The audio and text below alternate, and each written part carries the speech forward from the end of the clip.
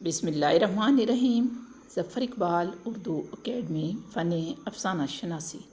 افسانہ number 39 Peshawar express Krishna Chandra کا افسانہ ہے۔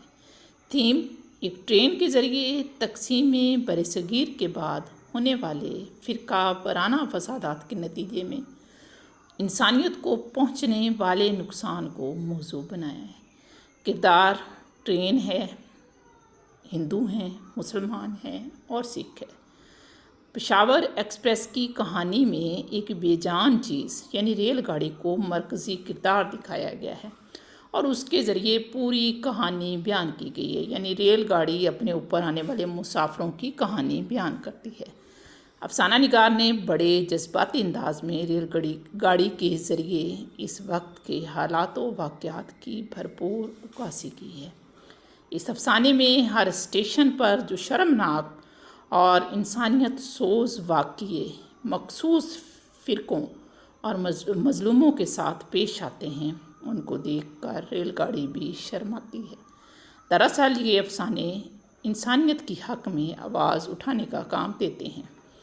کرشن چندر انسانوں کی تفریق کے سخت مخالف تھے اور ان کی تخلیقات میں انسانیت سوز واقعات کا رد عمل جا بجا موجود ہے۔ پشاور ایکسپریس تقسیم ہند کے بعد نقل مکانی کے حالات کے درد و کرب کا مرقع ہے۔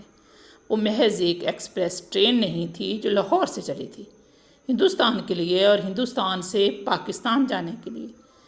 دراصل یہ ٹرین لاشیں ڈھونے والی ایک ارتھی تھی، ہزاروں بے گناہ انسانوں کی لاشیں جیسے پشاور ایکسپریس اپنے کندھے میں لاد کر چل رہی تھی۔ آزادی کے نام پر ملنے والی تقسیم نے انسانی زندگی اور انسانیت دونوں کو تہس نہس کر دیا۔ فرقہ وارانہ فسادات نے جن علاقوں کو سب سے زیادہ نقصان پہنچایا، اس میں پنجاب، دلی، لاہور، بنگال، حیدرآباد اور ان ریاستوں میں قتل و غارت، جنگ و جدل اور درندگی کی تمام حدیں پار کر دی گئی تھی۔ پشاور ایکسپریس میں ہوتا یہ ہے کہ ایک اسٹیشن پر ہندوؤں کو قتل کر دیا جاتا ہے تو جتنے ہندو قتل ہوتے ہیں اس سے زیادہ مسلمان جو ہیں وہ قتل کر دیتے ہیں ہندو، اور سکھ جو ہیں وہ بھی مسلمانوں کو قتل کرتے ہیں، یعنی عدلے کا بدلہ ہوتے ہوئے تقریباً ٹرین میں موجود تمام مسافر مارے جاتے ہیں، چاہے وہ پشاور سے انڈیا پہنچی یا انڈیا سے واپس آئی۔ اور وہ ساری کہانی پشاور ایکسپریس بیان کرتی ہے ایک جاندار کردار کی طرح کہ کیسے اس میں رہنے والے یا اس میں بیٹھنے والے مسافروں کو قتل کیا جاتا ہے۔ بے حد المیہ انجام کے ساتھ پڑھنے والا افسانہ ہے یہ۔